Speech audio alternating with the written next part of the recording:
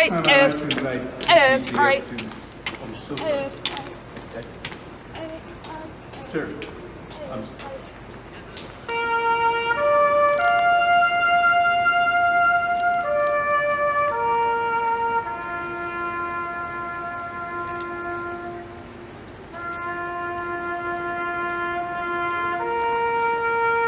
September 11, 2001 is a date in our nation's history that we must never, ever forget.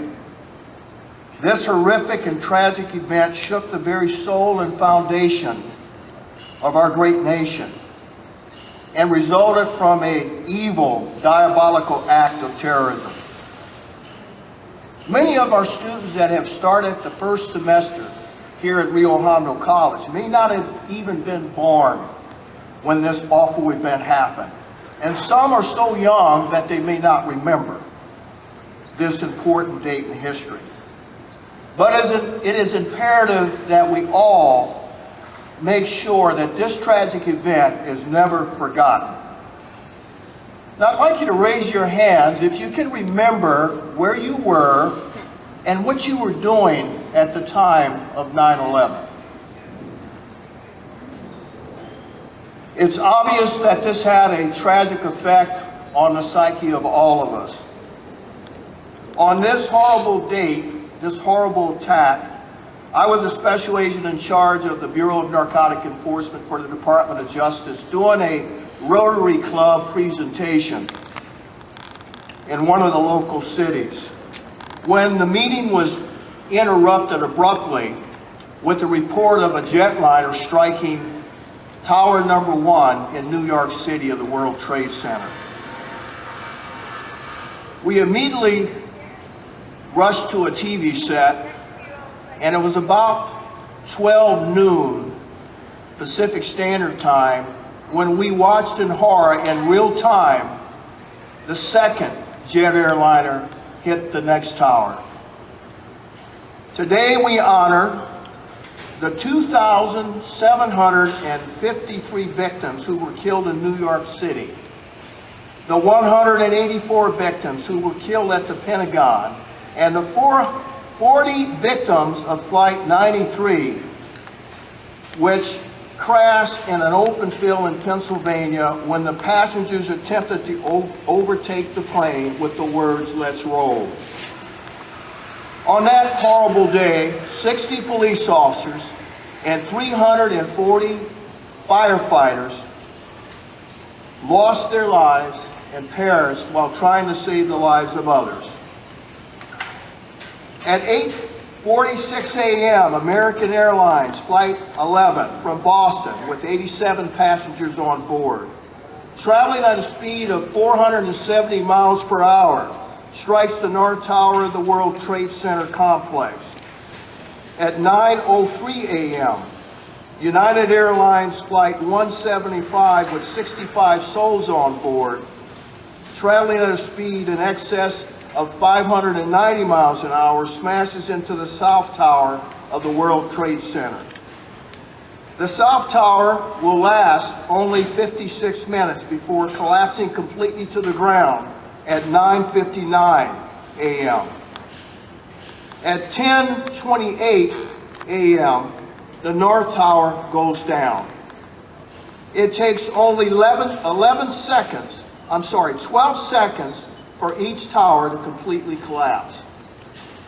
All power is down in lower Manhattan, and the phone lines are jammed with more than 230 million calls.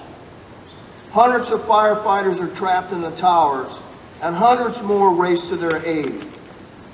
On one of the transports to the World Trade Center, several firefighters on board are passing around a Sharpie pen as they inscribe their Social Security numbers on their arms and legs, so in the worst case scenario they could be identified. Falling debris from the collapsed North and South Towers ignites fires in the neighboring buildings of the World Trade Center. World Trade 4, 5, and 6 are ablaze, while World Trade Center Building number 7, which houses the city's only emergency command center burns unchecked for several hours, and at 5:20 p.m. it collapses. At 7:45 p.m., 78 police officers are missing, and some 200 firefighters are presumed dead. At 10:56 p.m., law enforcement officials indicate that they believe that there are victims still alive in the rubble of the World Trade Center. Search and rescue teams will search for days for those victims that have fallen to the worst terrorist attack in U.S. history, and the World Trade Center will burn for another 99 days. Since the attacks of the World Trade Center, many police and fire services personnel who were involved in the rescue efforts have died as a result of 9/11 related injuries and illnesses. Additionally, many young men and women would enter the military service following the days of 9/11 to serve our country, and many of those same individuals will commit the ultimate sacrifice for all of us.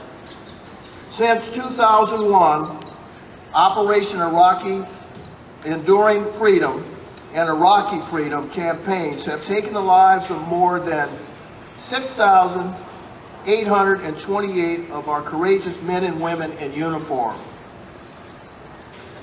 Present are the recruits with Rio Hondo Police Academy class number 209. These courageous men and women will continue to carry the first responder torch as the new guardians of our great democracy, that they will run towards the danger as the heroes did on 9/11, while others are running from it. As the years go by, there are fewer memorial services and remembrance ceremonies for 9/11. And I'm so proud of Rio Hondo College to continue this tradition of recognizing the sacrifices that were made on 9/11. And for the courageous Armed Forces personnel who valiantly served on behalf of this great nation the days, months, and years that followed 9/11. In closing, I say unto you that we must never, ever forget the civilian victims, the police officers, and firefighters that perished on 9/11 18 years ago. We must never forget September 11th, 2001. Thank you. On this day, 18 years ago, we saw the worst in humanity, but we also saw the very best. For on a day in which our enemies sought to bring us to our knees, America rose to its feet. Firefighters and police officers risked their lives by running into burning buildings and saving the lives of countless men and women. They traded their lives for the lives of others. They sacrificed their own lives for other people that they did not even know, and they will never be forgotten. I still remember then President George W. Bush standing amidst the pile of debris in New York City days later. His vow that the people who knocked those buildings down would hear from all of us soon is indeed what happened. Following the days and years after 9/11, thousands of brave men and women would answer the call. Some of my friends joined the Marine Corps, some joined the Navy, and others joined the Army. I enlisted in 2007 after attending the funeral of my friend Justin, who was killed in a firefight in Iraq. 18 years later, the war rages on. But let us not forget why we are there. Let us not forget the sacrifice of those who will not come home. Let us not forget the sacrifice of those who are currently there right now. Let us not forget what happened 18 years ago. Thank you. Good morning, everyone.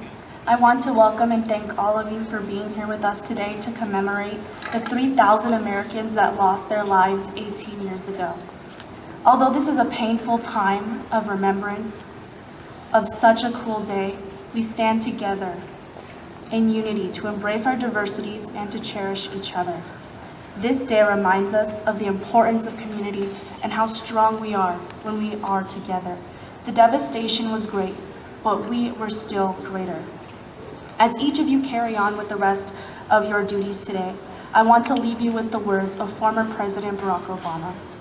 Even the smallest acts of service, the simplest act of kindness, is a way to honor those we lost, a way to reclaim that spirit of unity that followed 9/11. Our lives are too short to be lived with hatred. When we treat each other with the kindness and respect that President Obama spoke of, we make our bonds as human beings stronger, and we create a sense of solidarity together. Together, we will always be better. Thank you, and have a wonderful rest of your day.